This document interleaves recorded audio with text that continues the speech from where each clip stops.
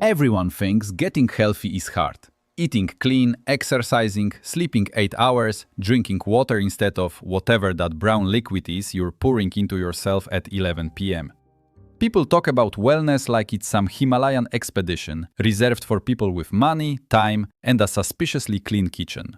The fitness industry has built a trillion-dollar empire on that single belief, that health is a destination you have to purchase your way into. They are wrong. And that wrongness is costing you everything. Getting healthy is not hard. The human body is an astonishingly cooperative machine. Feed it reasonably, move it occasionally, sleep in the dark, avoid obvious poisons. The body does the rest. It was engineered over 300,000 years of brutal natural selection to survive, repair, and adapt. It wants to be healthy. It fights for health every single second of your life without you asking it to. The hard thing, the genuinely, structurally, mathematically brutal thing, is being sick in a modern economy. That is the thing nobody explains to you. That is the trap nobody draws on a whiteboard. Not the difficulty of discipline, not the inconvenience of salads. The trap is what happens to your finances, your cognition, your relationships, your earning capacity, and your future probability of success when you decide, consciously or by default, to treat your body as a depreciating asset rather than a compounding one. This is not a wellness lecture. This is not about green smoothies or cold plunges or some influencer's morning routine. This is arithmetic. This is physics. This is the story of why skimping on health is the single most expensive financial decision a human being can make, and why the people who avoid that mistake don't do it because they're disciplined. They do it because they understand the math. Let's start with the physics, because the physics tells you everything. In orbital mechanics, there is a concept called escape velocity. It is the minimum speed an object must reach to break free from a gravitational field without any further propulsion. For Earth, that number is approximately 11.2 kilometers per second. Below that speed, gravity wins. Always. Every time. You can burn fuel, you can fight, you can push, but if you don't cross that threshold, you are coming back down. Poor health is a gravitational field. Not metaphorically, structurally. It creates a pull on every resource you have, financial, cognitive, temporal, social, that compounds in the same way that gravity compounds on a descending object. And the insidious genius of this particular gravity is that it doesn't announce itself. It doesn't announce itself as a catastrophic force when it begins. It presents as fatigue, as brain fog, as that low-grade headache you've had for 3 weeks, as the knee that's been a little off, as the digestion that's never quite right, as the sleep that never feels like enough. And you adapt. Because humans are extraordinary adapters. You drink more coffee, you push through. You tell yourself you'll deal with it after the project is done, after the holidays, after the kids start school, after the promotion. You normalize the gravitational pull because you've been in it long enough that you've forgotten what zero gravity feels like. Meanwhile, the numbers are running. The physics of linear effort says this: if you work 10% harder, you get roughly 10% more output. That's the Newtonian world most people believe they live in. Work more, earn more. Push harder, go further. But gravity doesn't play by Newtonian rules when you're trying to escape it. Against a compounding gravitational force, linear effort produces diminishing and eventually negative returns. A person operating at 70% health capacity, working twice as hard, still produces less output, makes worse decisions, and recovers slower than a person at 95% capacity, working at a normal pace. The system is not linear. Your biological operating system is the hardware everything else runs on. You cannot compensate for hardware failure with software effort. And here is where most people's mental model breaks. They think of health expenditure as a luxury line item, something you add when the budget allows, a rounding error. Gym membership, $50 a month, that's $600 a year. Seems optional. Seems cuttable when money gets tight. This is the most expensive cognitive error in personal finance, because they're not comparing the $600 to nothing. They're comparing the $600 to what the alternative actually costs. And when you run those numbers honestly, without sentimentality, the conclusion is brutal. There's a character in Terry Pratchett's novel Men-at-Arms named Sam Vimes, and Pratchett uses him to illustrate one of the most elegant descriptions of poverty economics ever written. The observation goes roughly like this. A poor man buys cheap boots for $10. They fall apart in a year. Over 10 years, he spends $100 on boots and his feet are always wet. A rich man spends $50 on quality boots that last 10 years. Same boots, same feet. $100 less spent, always dry. The point is not that rich people are smarter. The point is that poverty is expensive. The point is that the inability to pay the premium price today forces you to pay the penalty price repeatedly forever. Health economics works by the same mechanism. But the numbers are not 10 to 1. They are not even 20 to 1. They are, depending on the condition, hundreds to 1. And that is not rhetoric. That is billing data. Consider the arithmetic of type 2 diabetes, because it is the clearest case study we have. A preventable condition, preventable through diet, exercise, and weight management, costs the average American patient approximately $16,750 per year in medical expenses once diagnosed. That's the managed, treated version, not the complications. Just the baseline cost of living with the condition. The medications, the monitoring, the specialist visits, the lost workdays, the productivity drag. Now consider the prevention side. A gym membership at a reasonable facility, $50 per month, $600 per year. A diet intervention program or nutritionist consultation, $200 to $500 one time or annually. Better quality food, the kind that actually reduces metabolic risk. Let's be generous and say it costs $200 more per month than the cheap processed alternative. That's $2,400 per year. Total annual prevention investment, roughly $3,500. Total annual disease management cost, $16,750. And rising, because conditions compound. Diabetes doesn't stay diabetes. It becomes neuropathy. It becomes retinopathy. It becomes kidney disease. It becomes cardiovascular complications. Each complication adds layers of cost, layers of time consumption, layers of cognitive and emotional bandwidth that get rerouted away from everything else in your life.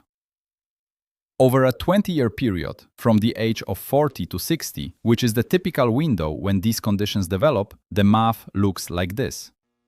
Invest $3,500 per year in prevention. Total cost over 20 years, $70,000. Invest nothing and develop the condition. $16,750 per year in management, growing with inflation and complications. Over 20 years, conservatively, $400,000. And that doesn't count the compounding opportunity cost of what you could have done with that money, the lost income from reduced work capacity, or the incalculable cost of years of diminished life quality. This is not a health argument. This is a compound interest argument. The same structure applies to cardiovascular disease, the leading cause of death in the United States and most developed countries. A preventive cardiology program, including exercise, dietary modification, stress management, and routine screening, $2,000 to $4,000 per year, including everything. A single cardiac event, one heart attack, one stent placement, one bypass surgery, runs between $80,000 and $250,000 in hospital costs alone. Rehabilitation, ongoing medication, the recurring monitoring, the lifestyle restrictions, the secondary procedures, one event, one failure to escape the gravity well. And the financial trajectory of that life is permanently altered. But the cost arithmetic only captures the obvious losses. What it misses, what nobody puts on the spreadsheet, is the invisible tax that poor health levies on your cognitive performance. And this is where the story gets genuinely disturbing. Your brain is not a fixed instrument. It is a dynamic biological system that performs in direct proportion to the quality of its inputs and the absence of chronic stressors. And the research on this is not soft. It's not motivational. It's neurochemistry and it's hard data. Chronic financial stress, the kind that comes from medical debt, from the inability to pay for treatment, from navigating a healthcare system while sick and broke, elevates cortisol. Not temporarily, not in the way that a difficult meeting elevates cortisol. Chronically, persistently, at levels that literally restructure the prefrontal cortex over time. The prefrontal cortex is the seat of executive function. It's where you make decisions, where you plan, where you regulate impulse, where you evaluate risk, where you model the future. A 2013 study published in Science, and the numbers here are worth sitting with, found that financial scarcity alone, independent of other factors, reduces cognitive bandwidth by the equivalent of 13 IQ points. 13 points. That's the difference between average performance and notably below average performance. That's the difference between catching the error and missing it, between seeing the opportunity and walking past it, between making the long-term decision and defaulting to the short-term one. Now, layer on top of that scarcity the physical symptoms of poor health. Sleep deprivation, which affects roughly a third of American adults, reduces cognitive performance comparably to alcohol intoxication. Operating on 6 hours of sleep for 2 weeks produces performance equivalent to going 48 hours without sleep, a level of impairment that feels normal because it becomes normal. You stop knowing what optimal feels like. Chronic inflammation, which is the underlying mechanism of most modern degenerative diseases and which is dramatically worsened by poor diet, physical inactivity, and sleep disruption, directly impairs neural transmission. It slows the speed of thought. It increases emotional reactivity. It reduces working memory capacity. And here is the compounding cruelty of the system. The person who is already under financial pressure, who feels they cannot afford the gym, cannot afford quality food, cannot afford a medical checkup, is operating in precisely the neurological state that makes it hardest to solve those financial problems. The cortisol doesn't just make them stressed, it literally reduces their capacity to think their way out of the situation. It's not a character flaw, it's not laziness, it's biology executing a survival program that was written 300,000 years ago, when the threat was a predator and the correct response was to stop long-term planning and focus entirely on immediate survival. That program is running on modern hardware in a modern economy where the threat is a credit card bill and the correct response is the opposite of what the program says to do. And into that neurological environment, the market inserts its most elegant trap. When the prefrontal cortex is compromised, when long-term planning becomes neurologically difficult, when the hedonic baseline drops from chronic stress, the brain seeks dopamine through the fastest available pathway. Not through achievement, not through connection, not through purpose, through consumption. Fast food, alcohol, scrolling, gambling. The $200 purchase that wasn't needed but produced a momentary spike in a dopamine system that's been running on fumes for months. This is not weakness of character. This is self-medication. The brain is in pain, neurochemical, structural pain, and it is seeking relief through the nearest available mechanism. The economic result is devastating. The person who can least afford to make impulsive financial decisions is the person in the neurological state most likely to make them. Every dollar spent on self-medication is a dollar not spent on the gym membership, the better food, the preventive appointment. Every self-medication cycle defers the investment in the biological repair that would actually fix the problem. The trap does not merely capture, it self-reinforces. This is the gravitational field. This is why linear effort doesn't work against it. You cannot hustle your way out of a compromised prefrontal cortex by trying harder with a compromised prefrontal cortex. You have to change the underlying conditions first. So what does escape look like? Not in motivational poster terms, in operational terms, in the sequence of decisions that actually produce a different outcome. The first move is not optimization. It is not finding the perfect diet protocol or the ideal workout program or the scientifically maximized sleep schedule. The first move is much simpler and much harder. Radical, temporary reduction of cognitive noise. Call it the monk phase. It is a period, weeks, not months, of deliberate sensory and financial restriction designed to do one thing: return the prefrontal cortex to baseline function. Because you cannot make good decisions from within the fog. You need to create enough silence to hear what you're actually dealing with. In practice, this means eliminating the primary dopamine drains first, not because they're morally bad, because they're expensive and they're keeping you stupid. The alcohol that costs $15 a night also costs you 4 hours of quality sleep and elevates inflammatory markers that compound over time. The social media that costs nothing financially costs you 2 to 4 hours of daily attention that could be redirected. The ultra-processed food that feels cheaper per calorie than whole food is actually more expensive once you account for the metabolic cost. The elevated insulin, the inflammation, the energy dysregulation that reduces work output the following day. The monk phase is not punishment. It is recalibration. It is buying back the cognitive hardware that is your only real asset. And the research on even short periods of dietary improvement, exercise initiation, and sleep prioritization shows measurable neurological changes within 3 to 4 weeks. The prefrontal cortex literally begins to rebuild. Decision quality improves, future orientation, the ability to make choices that serve the long-term self rather than the immediate nervous system returns. This is why the sequence matters. Every financial self-help program that tells you to start with the budget, start with the investment strategy, start with the side hustle, gets it backwards. The budget doesn't work if you're making it with a compromised prefrontal cortex. The investment strategy doesn't stick if the dopamine system is depleted enough to override long-term thinking. You have to fix the hardware before you can run the software. And the hardware fix is, in its essence, cheap. A consistent sleep schedule costs nothing. Walking costs nothing. Drinking water costs less than the beverages it replaces.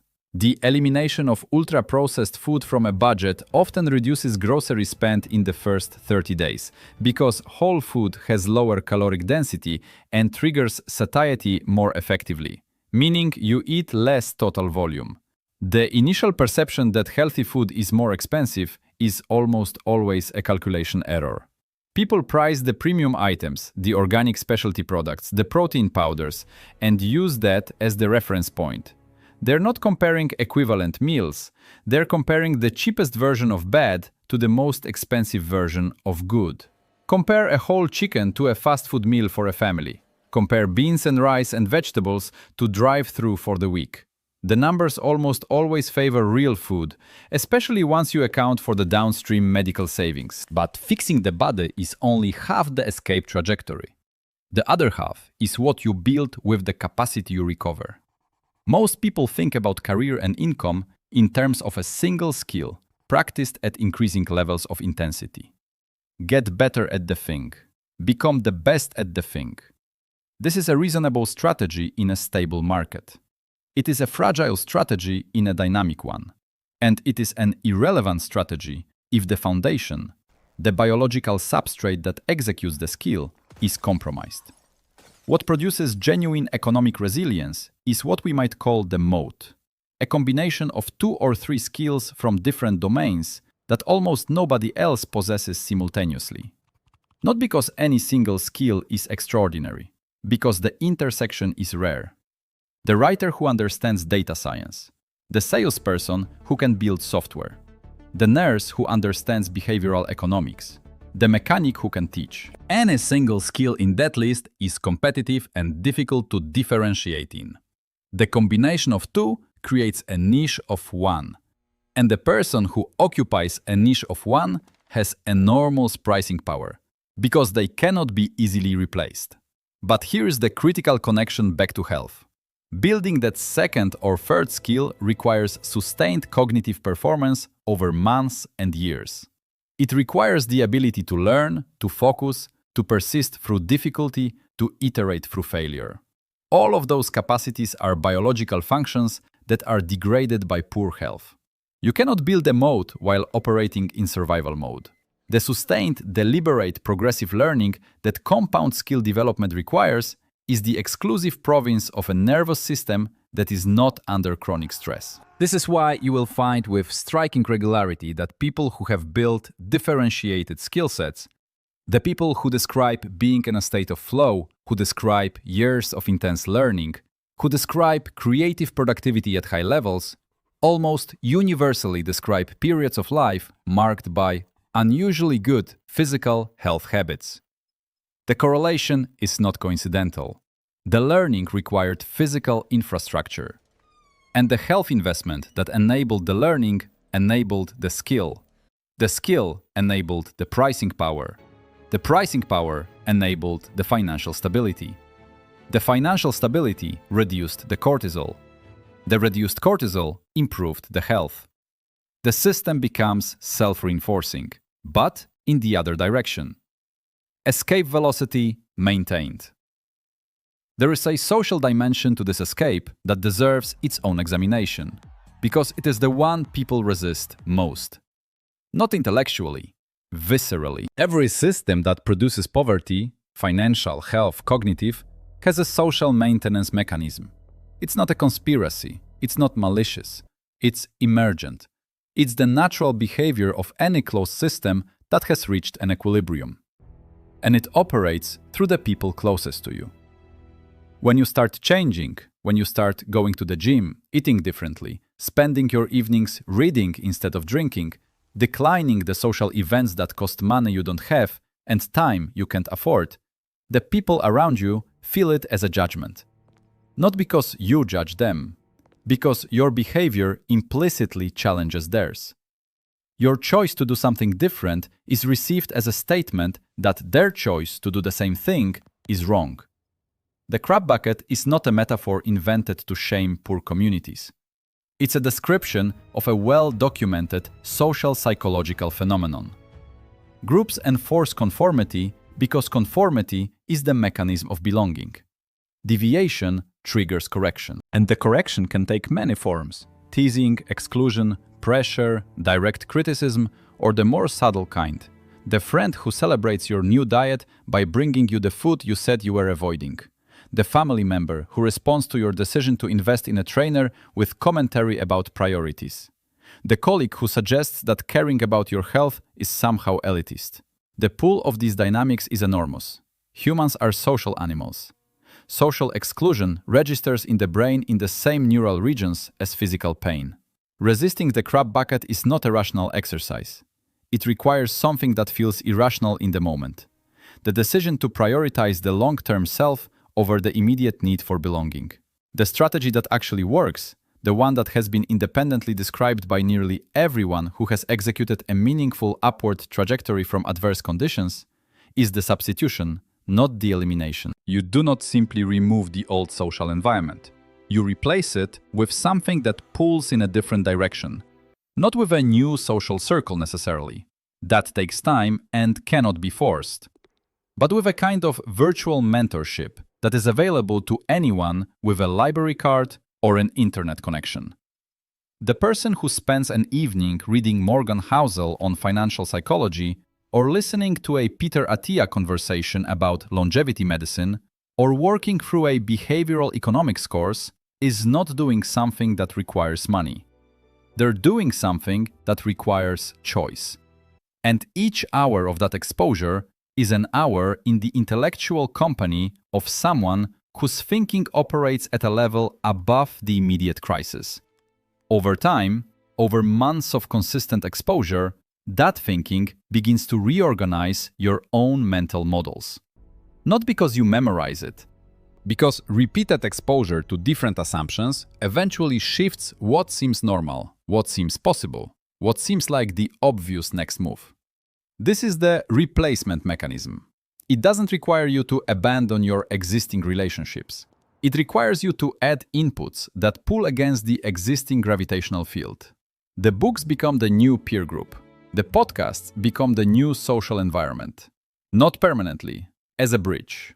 until the outcomes you're producing create genuine organic social movement toward different relationships.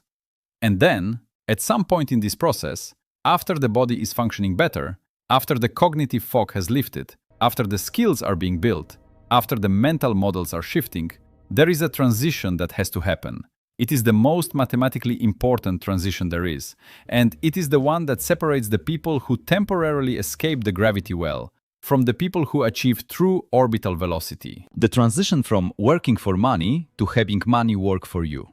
This is not a secret.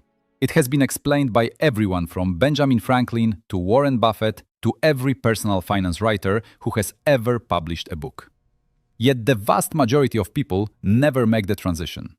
Not because they don't understand it intellectually, but because they reach the point where it becomes possible, while their biological and cognitive state is still in survival mode. And survival mode will always prioritize the immediate dollar over the compounding one. But let's be explicit about the mathematics, because the mathematics are astonishing. A dollar invested at age 30 in an instrument returning the historical average of the S&P 500, roughly 7% annually after inflation, becomes approximately $7.61 at age 60. $1 becomes $7.60. This is without any additional contribution. This is the baseline power of compounding applied to time. Now consider the competing investment. The same dollar spent on a medical bill at age 50 that could have been prevented by $3,500 per year in health investment between the ages of 30 and 50. Not only is the dollar gone, not only has it produced no return, but it has generated a liability that continues to draw on resources, time, and cognitive capacity for years afterward. The counterfactual value of the dollar, had it been invested rather than spent on preventable disease, compounds forward in both directions, as the money it could have grown into and as the health it would have maintained, which would have maintained the capacity to earn more of it. This is why health investment is not a budget line item that competes with investment. Health investment is the prerequisite to investment. You cannot accumulate assets in any meaningful sense if the biological machine running your life is consuming every resource available to keep itself minimally functional. The person who operates at high health is, quite literally, playing a different economic game. Not because they're smarter, not because they're more disciplined, because the rules of compound interest apply to the resources in a way that they cannot apply to someone whose resources are entirely consumed by survival costs. This is the most profound wealth gap that nobody discusses. Not the gap between those who invest and those who don't. The gap between those who can invest and those who can't. Because their health-related costs are consuming the capital that would otherwise compound. Let's be specific about what this means for a household budget. Let's talk about the line items that are categorically non-negotiable, not as a matter of personal values or preference, but as a matter of financial survival mathematics. Sleep. Not as a concept, as a physical infrastructure expenditure. A mattress that supports genuine sleep quality is not a luxury. It is capital equipment. The cognitive performance differential between adequate and inadequate sleep, the decision quality, the productivity, the learning rate, is worth multiples of the cost of any mattress on the market. If your sleep infrastructure is inadequate and you are debating whether you can afford to fix it, you are making the calculation backwards. You cannot afford not to fix it. Preventive medicine. Annual blood panels, dental care, basic screenings. These are the most leveraged medical expenditures available. The cost of an annual dental cleaning and the cost of a root canal or extraction is not a 10% difference. It's a 300% difference. The cost of a lipid panel and blood pressure check is not comparable to the cost of a cardiac event. It's not in the same order of magnitude. Every dollar spent on surveillance, on catching the problem early, before it becomes acute, returns $10 to $50 in avoided acute care costs. This is not generosity on the part of the healthcare system. This is arithmetic. Physical movement infrastructure. A gym membership, a running habit, a bike, resistance bands in a corner of a room, whatever form this takes, it is not optional for someone with a body. Physical inactivity is, according to the World Health Organization, one of the top 4 risk factors for global mortality, alongside smoking, excessive alcohol, and poor diet. The annual cost of physical inactivity in terms of healthcare expenditure in the United States alone exceeds $100 billion. Individually, the cost is approximately $1,500 in excess annual healthcare expenditure for inactive adults compared to their active counterparts. And that number does not capture the productivity differential, the cognitive function differential, or the social functioning differential. Spend the $50 a month on the gym, or the $0 it costs to run outside, but move, consistently. Because the alternative is not saving money, it's borrowing against your future at the highest interest rate available. Food quality. Not the premium organic specialty items, the basics. Vegetables, protein, whole grains, the deliberate reduction of ultra-processed inputs. The gut microbiome. The 38 trillion bacteria living in your digestive system produces approximately 90% of the body's serotonin and has direct communication pathways to the brain through the vagus nerve. Feed it garbage, and it produces a neurochemical environment that degrades mood, cognition, and stress resilience. Feed it reasonable inputs, and it maintains the neurochemical conditions under which good decisions are possible. This is not nutrition mysticism. This is the neuroscience of the gut-brain axis, and it is one of the fastest-growing research areas in medicine precisely because the implications are so profound. Mental health. The stigma around psychological support and mental health investment is, from a purely economic perspective, one of the most expensive social habits a culture can maintain. Depression, untreated, reduces workplace productivity by approximately 35%. It increases physical health risk factors across virtually every major disease category. It elevates cortisol, suppresses immune function, disrupts sleep, and drives the self-medication consumption patterns described earlier. The cost of treating depression is dramatically lower than the cost of not treating it. Therapy, where accessible, is not a luxury for the emotionally fragile. It is maintenance for the cognitive hardware on which your entire economic life runs. There is a final dimension to this that is both the most important and the hardest to quantify, which is why it usually gets left out of these conversations. It is time.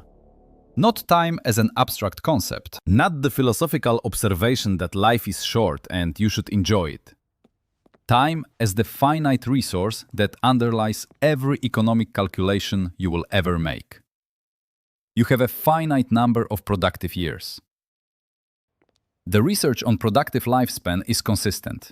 Peak cognitive performance, physical capacity, and earning potential occur across a window roughly from your late 20s to your late 50s, with significant variation based on health behaviors.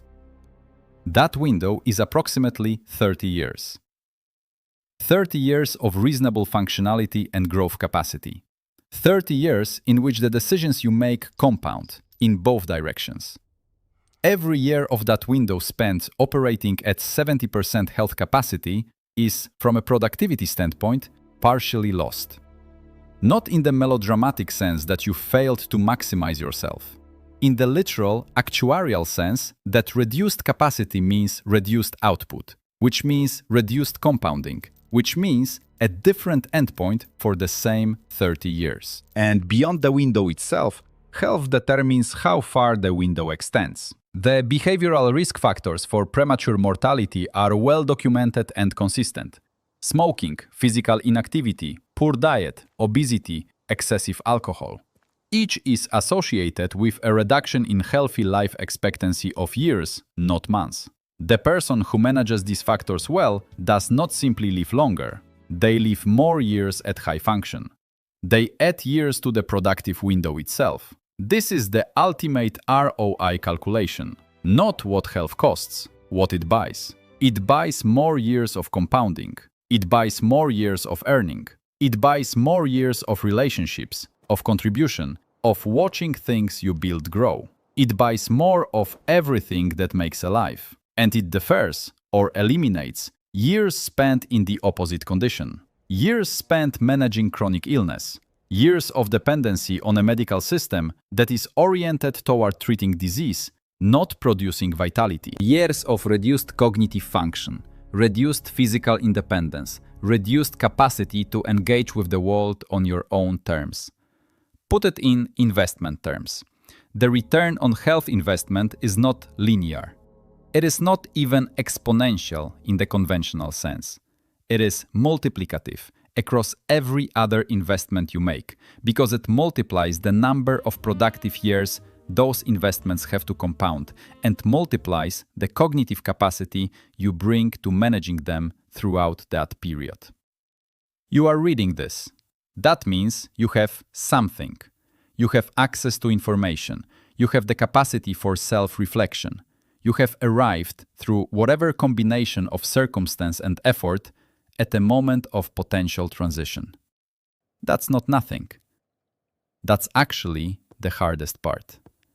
Most people who are in the gravity well are not there because of a single catastrophic failure. They are there because of 10,000 small decisions made in a cognitive state that made each decision feel rational and inevitable. The decision to not see the doctor this year because it costs too much and nothing feels urgently wrong. The decision to buy the cheap food because the budget is tight and quality food feels like a luxury. The decision to skip the workout because there's no time and there are no immediate consequences. Each decision feels like a choice. Each decision is actually a compounding one, a small addition to the gravitational pull. And the reverse is also true.